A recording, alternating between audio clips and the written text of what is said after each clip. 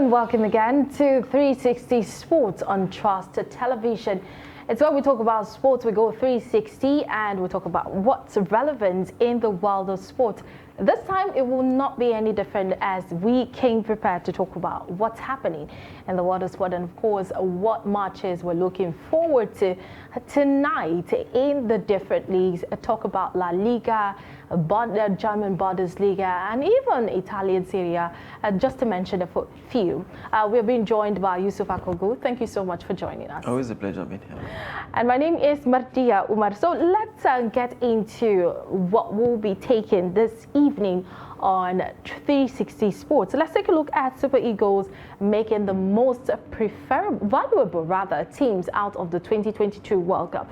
It's not been an easy one for Nigerians after we lost to Ghana in that returning leg that was supposed to qualify us for the Qatar 2022 World Cup. And it seems a lot of Nigerians have not been able to forgive some certain people. I don't know if it's the Super Eagles, I don't know if it's the coach, I don't know if it's the organizers of the football event. It's just a lot to contend with. What do you think, Nigeria being one of the most valuable team not to have showed in the 2022? Have you been able to forgive any of the people you have grudges against? That's if you have any. Maybe the NFF. Okay. But the thing is that why the NFF in the first place? Well, they are the manager of Nigerian football. You know, when you look at the politics that goes on there, a lot of it affects the performance of players on the pitch. Most times you see, after tournaments, players are not being paid their wages, not being paid their allowances, and all of that. We've had that, and it's a recurring thing in the Super Eagles. So I think they should take the 18 to 90% of the blame as well. But they're talking about rating Nigeria as the most valuable team out of the 2022 World Cup. I think if you look at the calibers of players that we have, we think this should have been our year. You understand? Well, most of our footballers are actually doing very well in Europe. You look at Alex Iwobi, fantastic for Everton this season, to remember for him. You look at Ademola Lookman in Atalanta, another fantastic player. He's doing so well. Victor Osimhen in Napoli. You talk about Kelechi Iheanacho and a whole lot of them, fantastic players, all playing regularly, and the other guy in Southampton, Joe Aribo. So these are fantastic players that we think these guys should go to the should be at the World Cup, and surprising and very, very painful. They'll all be sitting at home while the World Cup is going on. So it's something that it should concern everybody, because I think that is what the people that actually do this rating actually look at and say, okay, look, Nigeria should have been at the World Cup. But again, the teams that are actually going to the World Cup from Africa, I don't think they are pushover. Ghana has been there before. Senegal they've been there before. I think they even made the quarterfinals. Tunisia, they are going there. They are perennial, Cameroon. participants at the World Cup. Cameroon, they are also going there. So it's going to be, another World Cup to look up to for Africa. But Nigeria not been there. I've seen Nigeria and I feel so sad and pained. But again, we have to support the rest of the continent. Okay, one of the teams that was one of the most valuable players for the 2022 Qatar that's not going to be there is Italy, the Azuris. I think a lot of people found it difficult to believe that the Azuris will not be playing their trade in Qatar 2022. What does this mean for Italy? I think the Italian Football Federation have not really noticed this maybe early enough. The Italian football has been on a decline, gradual decline for a very long time, so they've not noticed that. I think that is affecting the performance of the overall national team as it is. So not going to the World Cup is a very, very sad one. Being a former winners of the competition, they're dominant force when it comes to European football and even the global football as well. So not being there is going to be a very, very a devastating one for them. Something difficult for them to chew, but they don't have a choice anyway as it is right now. So missing out there is. That gives us an opportunity to see other teams. They didn't do well in the qualifiers, so that is why they are not at the World Cup. So we'll see what other teams can actually bring to the table at this tournament. But I think the Italian Football Federation needs to go back to the drawing board. The league is also not really doing so well. For a very long time, they've not been able to even make attempt at winning the Champions League. Talking about clubs from Italy. So that is also affecting the development of football in Italy. If you look at some of the major dominant forces that usually produce 70 to 80% of the national team players, the Juventus, Inter Milan, AC Milan, and the rest of them. They are not really doing so well this season. You have clubs like Napoli, Atalanta, Udinese are the one, dominating the top part of the table. So I think it's something that the Italian Football Federation need to look at and see how they can actually, is it about money? Is it about corruption in the league? I think something needs to be looked at. And this will take a toll on some of their big players. Look at the likes of Cellini. Cellini is 37 years old, and if you're missing out in this World Cup, it just means that you're not playing in the World Cup ever. Yeah, absolutely. Maybe at the end of maybe if they can make it to the next Euro, maybe many of them will have to retire from football. And again, Italy, they believe so much in old players. Sometimes most Italian players do well at their old. Don't forget the like of their Pierre and co. So I think I think as it is now, they need to start developing young players. I think Brazil is far ahead of the rest in terms of that already. So I think Italy needs to learn how to start developing young players, bringing up young players up, and see how they can actually, revive the declining football in that country. All right, let's move on from the World Cup. Let's come back to the EPL. Of course, there are matches for this weekend, and one of them is the huge clash between two London teams, and people are wondering if there will be a breach after that match. And one significant person who's making rounds on social media and in different papers today is Pierre Emerick Aubameyang. He has come out in a very, very controversial video, a promotional video for Arsenal. Pierre Emerick Aubameyang said that, I'm quoting him right now, he said, ready to face old club Arsenal on Sunday, and the striker starred in a promo video ahead of Chelsea's clash with the Gunners. Arsenal supporters took to Twitter. They didn't take it very well. They slammed their former star who left in January. And one of the fans said that, 33-year-old was showing their colors in the video. And another supporter said that Aubameyang was turning into an enemy real quick. We know that Aubameyang left Arsenal in a very controversial state. And then this London derby, which a lot of people, I am anticipating the outcome of that match. And, I just want to see action on the pitch that day. I want to see Aubameyang do something. Of course, if you have come out to say that you are ready, then I think we should be expecting like 3-4 goals from Chelsea that day against Arsenal. So what would you say? Let's start from the player as well. Moving from Arsenal in a very controversial state, and then moving to Chelsea, and then we have a London derby, Arsenal, Chelsea, and he's coming out with this promotional video. What do you think this is? Is it like a revenge of what happened, or a comeback, or a clapback for Arsenal? I think this is a Aubameyang attitude. I think it's uncalled for, if you ask me. He was a former Arsenal player, a captain for that matter, so he left the club in a controversial circumstance to Barcelona. And then he couldn't make it in Barcelona, and now he's back in the EPL at Chelsea. So now taking this, a jab at Arsenal ahead of the clash, the weekend clash, I think it's uncalled for and very, very unnecessary. Because I really do not think Chelsea are ahead of Arsenal right now as it is, if you look at the pecking orders. I don't think... There's been like a fluctuating kind of attitude on the table with Chelsea. Absolutely. So I think it's difficult for... If you look at the odds, I think the odds is in favor of Arsenal to actually win this game. So I think that is going to happen at the end of the day. Because if you look at Chelsea, don't forget that they got hammered by last weekend by Brighton, who won that game by 4 goals to 1 against their former coach, the Potters. So I think going to this game against Arsenal, I think the attitude of Aubameyang is uncalled for. Whatever beef I think he has with Arsenal, he should be able to settle it. It's his former club. They did quite a whole lot for him. But unfortunately, I don't know what happened that he left as well. So I think going into this game, I really do not think Aubameyang is going to do much. I'm sure the Arsenal team, they'll take proper care of him. And then at the end of the day, I see Arsenal coming out top anyway. Okay, so from what you said right now, it seems you're not rooting for any of these clubs. I don't know, does Chelsea fans have, as Manchester United fans always have a clash with Arsenal, the London club, Manchester City, Chelsea. You guys don't just see eye to eye. Why is that?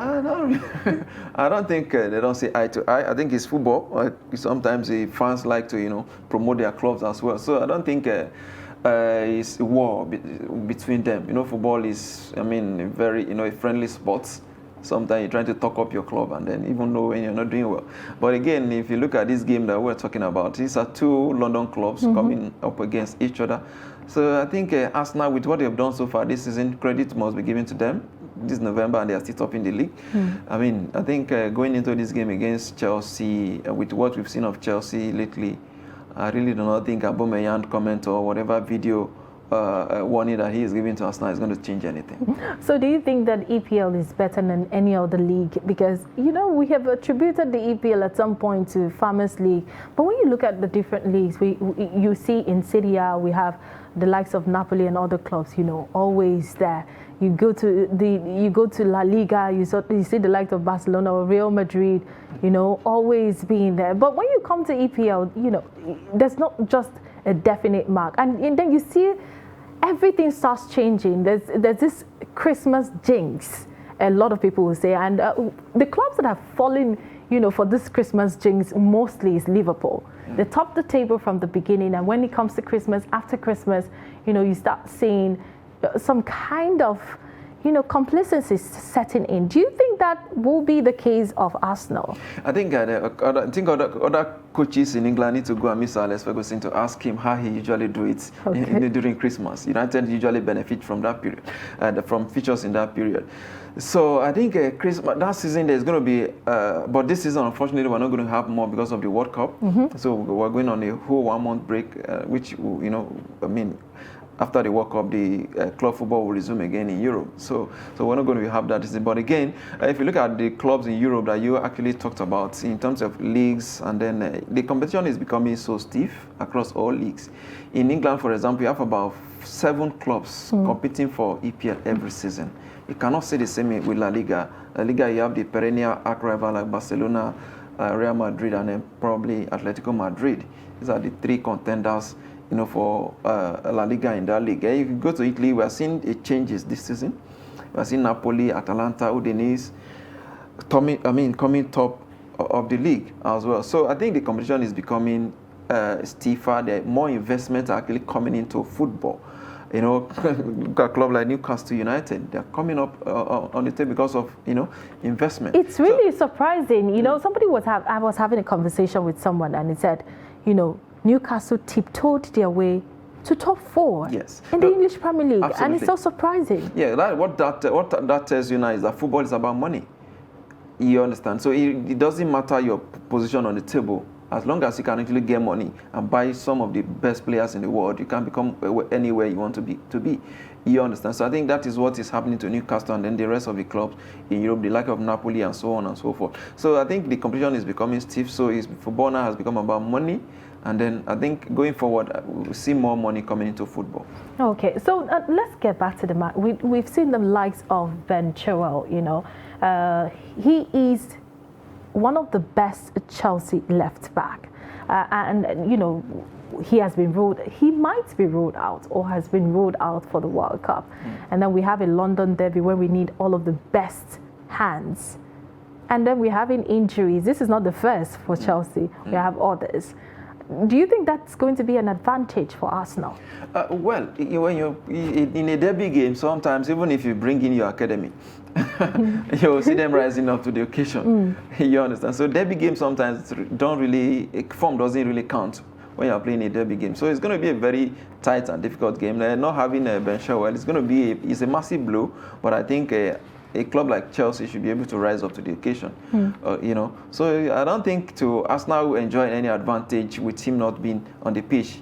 To me, from what I've seen of Arsenal this season and Chelsea, I think the game is for Arsenal to lose. Actually, you understand. So I think with the return of this guy, many people thought he was going to be out for a very long time, even out of the World Cup. Bukayo Saka, I saw him; he played very well yesterday, and he'll be playing that game on Sunday. So it's going to be a very, very difficult game for Chelsea, believe me. But I think it's a game for Arsenal to lose. So let's take a look at another story that is making the rounds. It came as, you know, not so true when we saw this story. It was about Piqué tipping that he might leave, he might retire very, very soon. And it was from a video that he posted. And Piqué is 35 years old, Spaniard player who has done really, really well for the likes of the clubs that he has been. And during his time with Barcelona, he won titles, he won laurels, 7 Copa del Rey trophies, 6 Super Cup, the Hispano trophies, 3 UEFA Champions League titles, 3 UEFA Super Cups, and 3 FIFA World Cup, Club World Cups. And this is somebody that has not been, being the first choice when it comes to picking. And then we have people like Marcos Alonso taking his sports more in club football. And then his relationship outside the pitch is actually one thing that a lot of people are not finding it very, very interesting because of, the drama that surrounds it. Do you think that's why he's hinting that he might leave football very soon? Well, if you look at it, I really do not think so. If you look at it, Pique has done his best for football. He's been there for a very long time. He's been consistent. He was in the feeder. He was with Manchester United at some point before he moved back to Barcelona, his boyhood club. So I think he's been consistent with Barcelona. He's won almost everything that needed to be won in club football, like you read. He's won World Cup with Spain, national team. He's won Euro Nations Cup. I think he's done so well for himself and then for football. I think retiring at this age, 35 years, I don't think it's too early for him to retire. But again, if you look at defenders, some of them get better with age. But again, one would have, expect him to stay for a little bit more years because he's a fantastic defender. But again, I don't think retiring at this age from football is too early because in the last 12 to 13 years, Gerard Piqué has been there. 14. 14 years, yes. You see. So he's been there. So I really do not think it's his personal decision. I think he's entitled to it. And again, talking about his relationship with Shakira, I really do not think that. I really give it to him as a man. He was able to manage that alongside his footballing career, and he's been able to keep it. There was a lot of controversy. A lot of controversy, and I think I give it to him. So buying out at this stage, I don't think there is really serious competition for him to continue to play. Because if you look at the club that he played for, Barcelona, it's on the decline. Most of these club mates that they started together, many of them have left. If you look at Barcelona, it's more like a completely young team. So his current coach, Xavi, was his teammate. His teammate, yes. So living at this stage... And he's not finding favors with Xavi as well. So I don't think living at this stage is not a bad idea.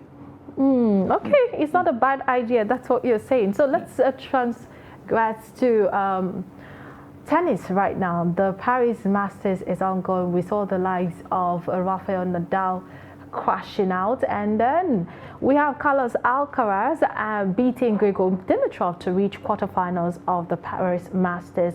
It seems we have the young stars. When Stefanos Tsitsipas came, he was young, he was 19, he was 20, he was still retaining. We had the likes of PM Dominic, and then we have, Alcaraz now doing what he can, though he has been there.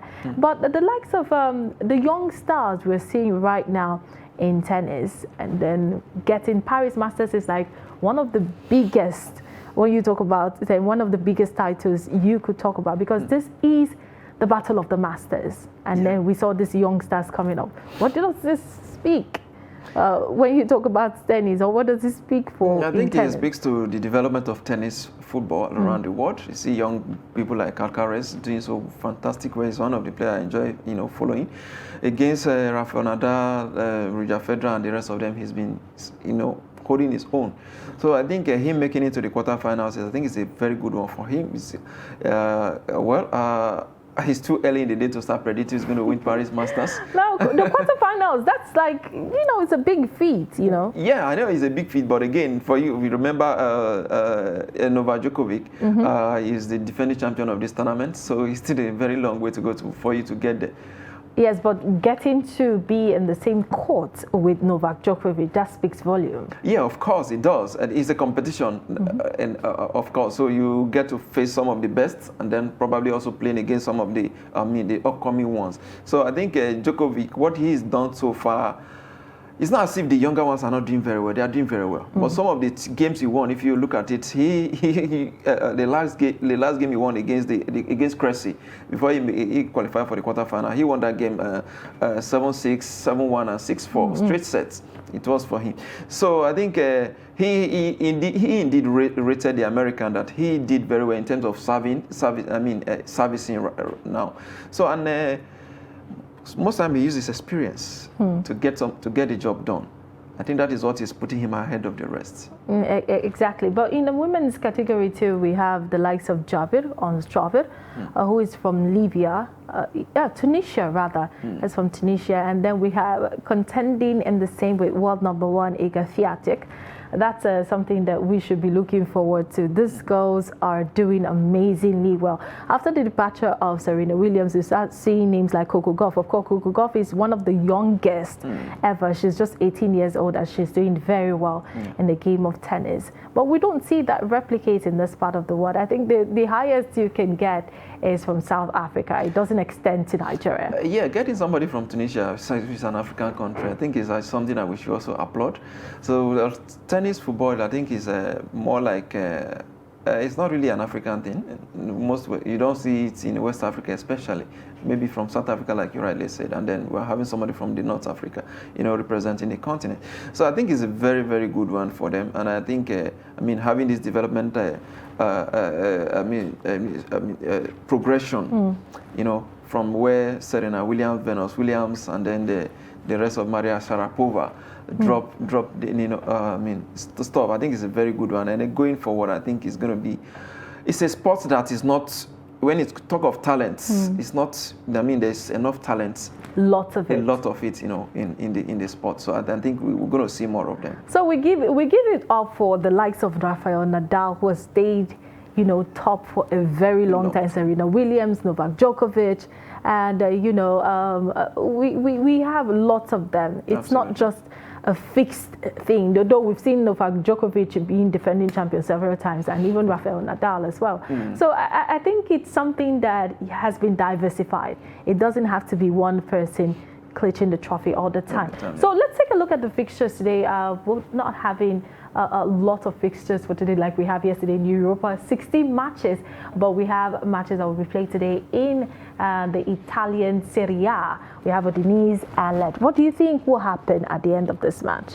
Straight win for Udinese against Lecce. Okay, Lecce is not so doing well. Yeah, so I know they're doing well, but they're coming against Lecce. Okay, and the Spanish La Liga, we have Atletico Bilbao and Girona. Well, this is too close to call. I think I see a draw in this game. A draw, 2-2 or 1-1. Then the German Bundesliga as well. Mönchengladbach and Stuttgart. I give it to Stuttgart. They've been there for a very long time. Are we talking about who is there for a very long time right now? Well. Just like you said, some of the small clubs are, coming out to show power and to show the big clubs that, hey, we're here. Yeah. So, but we've also seen instances where small clubs actually cut down to sizes. Okay, like at PSV and Arsenal? Well, PSV and Arsenal. PSV is not a small club in the Dutch league. I know, but from what Arsenal did the last time, 5-0, that loss was revenged. They beat Arsenal in the return leg 2-0. So we'll see what is going to happen in this game. I don't think, it's difficult. German league is difficult to predict anyway. Yes, German league is one league that you find it very difficult to just sit and predict. Yeah. So I think a lot of people don't put their money in German league. Absolutely, because Bayern Munich will always win it. So they just maintain, talk about sports that they have maybe minute control over. But thank you so much. It's been interesting having this conversation with you on 360 Sports. We hope to have you very soon. And I look forward to what will be played this evening and some of the predictions you've made today. All right, and that's it on 360 Sports at this hour. For more, you can follow us across all our social media platforms. And don't forget to also comment. My name is Martia Umar. Bye for now.